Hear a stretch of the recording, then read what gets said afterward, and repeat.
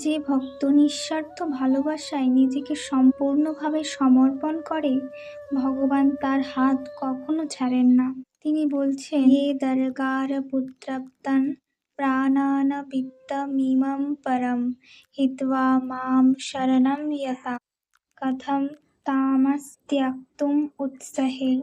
অর্থাৎ, যে ভক্ত স্ত্রী, সন্তান, ঘর, ধন, সম্পদ সব ত্যাগ করে একমাত্র ভগবানের শরণ গ্রহণ করেছে, ভগবান বলেন, আমি কিভাবে তাকে ত্যাগ করতে পারি? ভক্তি এমন এক শক্তি যা ভগবানকেও বাধ্য করে। যে ভক্ত নিঃস্বার্থ ভালোবাসায় নিজেকে সম্পূর্ণভাবে সমর্পণ করে, ভগবান তার হাত কখনো ছাড়েন না।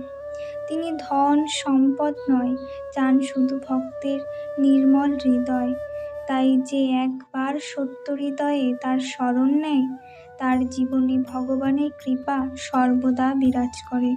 তাই ভগবানকে পাওয়ার জন্য বড় কিছু নয়, প্রয়োজন শুধু একটি সরল, নিঃস্বার্থ, ভক্তিময় হৃদয়। রাধে রাধে।